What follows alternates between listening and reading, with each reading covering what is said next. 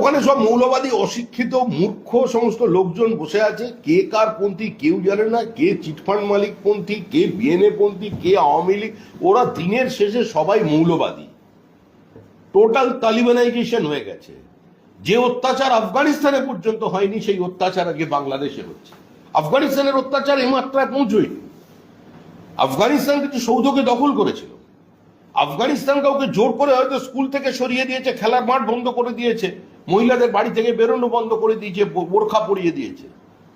কিন্তু আফগানিস্তানে এইভাবে অন্য ধর্মাবলম্বীদের জোর করে তুলে নিয়ে গিয়ে বিয়ে, গণধর্ষণ, কিশোরীদের ধর্মান্তকরণ, তাদের কলমা পড়ানো, সমস্ত লাইব্রেরি ভেঙে দেওয়া, এই অত্যাচার আফগানিস্তানে হয়নি আজকে যেটা বাংলাদেশ থাকে। ওটা কোনো বাংলা ভাষার আন্দোলন ছিল না, দুটো মোল্লাতন্ত্রের লড়াই ছিল কে ক্ষমতা দখল করবে। বাংলা ভাষাটা শুধুমাত্র একটা মৌখিক বলার জন্য, ওইটুকুনি ঠিক আছে। কোথায় গেলেন? এখান থেকে যারা কবিতা পড়তে যেতেন ওপারে, আর নিয়ম করে প্রতি বছর উপনৌকন নিয়ে আসতেন, এপার বাংলা ওপার বাংলা এক, যারা একসঙ্গে যৌথ উদ্যোগে সিনেমা করতেন, কোথায়? প্রসেনজিৎ আমাদের যিনি নায়ক আছেন, তো খুব ভালো এদিক ওদিকে করেন, ভালো ভালো সিনেমা করেছেন, কোথায় গেলেন? একদা বামপন্থী ছাত্রনেতা ছিলেন, পরবর্তীকালে আমাদের পরিচালক হয়েছেন, পরবর্তীকালে আমাদের গৌতম ঘোষ। গৌতম বাবু এত ছবি করলেন, এত প্রতিভাবান পরিচালক, গৌতম বাবু চুপ কেন? প্রতিবাদ করুন। প্রতিবাদ কোথায় গেল? উনি তো বাংলাদেশের সঙ্গে যৌথ উদ্যোগে সিনেমা টিনেমা করেছেন অনেক।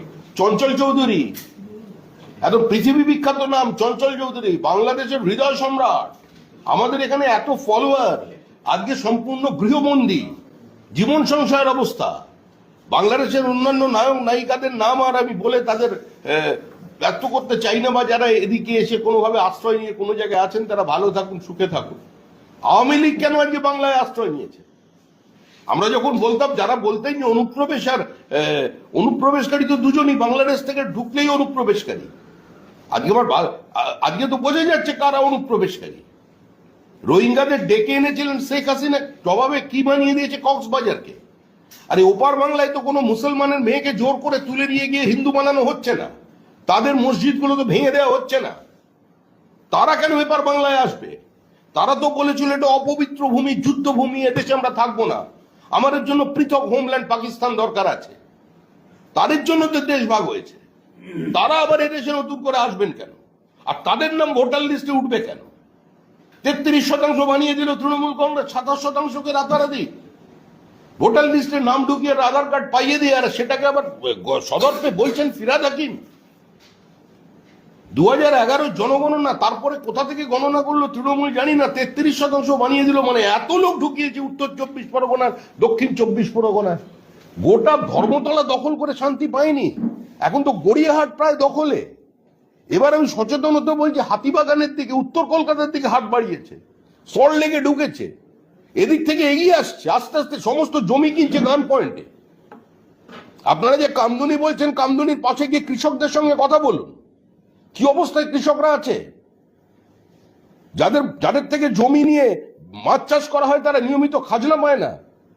শুধু সন্দেশখালীর অত্যাচারের কথা মানুষ জেনেছে, সন্দেশখালীর বিভিন্ন ধরনের পোস্ট, কাউন্টার পোস্ট হয়েছে, আমি সেই বিতর্কে ঢুকতে চাই না। কিন্তু অত্যাচার শুধুমাত্র সন্দেশখালী ব্লক 2 এ হয়নি, সন্দেশখালীর ব্লক 1 এ মুসলমানদের পর্যন্ত জমি কেড়ে নেওয়া হয়েছে, শুধু হিন্দুর জমি নয়। দেগঙ্গার পর থেকে এদিকে বেলিয়াঘাটা পর্যন্ত, এবং আপনি রাজারহাট থেকে কামদুনি পর্যন্ত দুপাশের বিস্তীর্ণ এলাকার যে জমি হিন্দু মুসলমান নির্বিশেষে গান পয়েন্টে কম দামে কিনে নেওয়া হচ্ছে।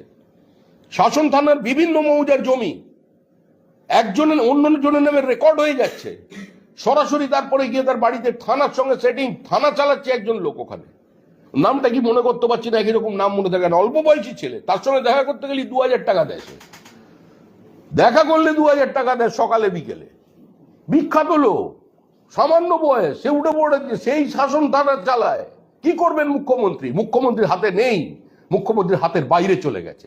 বাঘ যখন রক্তের স্বাদ পেয়ে যায়, সে তখন আর ঘাস খায় না, খাবে না। এখন আমরা কারোর অভিনয় সত্তাকে, আমরা কোনো শিল্পী সত্তাকে, কোনো প্রতিভাকে, আমরা কোনো ধর্মের মোড়কে, উপাসনা পদ্ধতির মোড়কে আমরা রাঙিয়ে দিতে চাই না, বা তাদের বিচ্ছিন্ন করে দিতে চাই না। আমরা চাই এখনো, কিন্তু এই মুহূর্তে তাদের বয়কট করতে হবে। এই মুহূর্তে ওপার বাংলার যারা মুসলিম ধর্মাবলম্বী অভিনেতা অভিনেত্রী আছেন, তারা দাঁড়িয়ে বাংলার মাটিতে দাঁড়িয়ে প্রতিবাদ করুন, এই ঘৃণ্য হিন্দু অত্যাচারের বিরুদ্ধে কথা বলুন, তারপরে শুটিংয়ে নামান। আমি একেও বলবো, অরূপ বিশ্বাস ওপার বাংলার মানুষ, প্রায় টলিউড চার পুরো নিয়ন্ত্রণে, উনি বিষয়টা দেখুন। শুধু খেলাধুলো দেখলে হবে না, এটা কোনো দেখতে হবে। ওনার তো অনেক বিধি নিষেধ আরোপ করেছিলেন, অনেকের তপন সিনহার পর্যন্ত শুটিং এখানে বন্ধ হয়ে গিয়েছিল। কিন্তু যারা ওপারে অত্যাচার করবে আর এখানে এসে সিনেমা করবেন আর তারা প্রতিবাদ করবেন না, এটা তো হতে পারে না। আমি তো নাম করে বলছি, গৌতম ঘোষের প্রতিবাদ কোথায় গেল? প্রসেনজিতের মতো একজন অভিনেতা, অন্তত তার থেকে তো সমাজ এটা প্রত্যাশা করে। কি boss, vital match, tough opponent, tension? Come on bro, অপোনেন্টকে নিয়ে ভাবার সময় আছে। আসল অলরাউন্ডারের কাজই তো হলো যে কোনো টাফ সিচুয়েশনে টিমকে অলরাউন্ড প্রোটেকশন দেওয়া। জাস্ট লাইক মাই টাইলক্স, যার অ্যান্টিব্যাকটেরিয়াল এজেন্ট টয়লেটের কোনায় কোনায় পৌঁছে 99% জীবাণু ধ্বংস করে, টয়লেটের কঠিন দাগ ও দুর্গন্ধ দূর করে টয়লেটকে রাখে ক্লিন আর সুবাসিত। টাইলক্স টয়লেট ক্লিনার, ক্লিন মানেই টাইলক্স।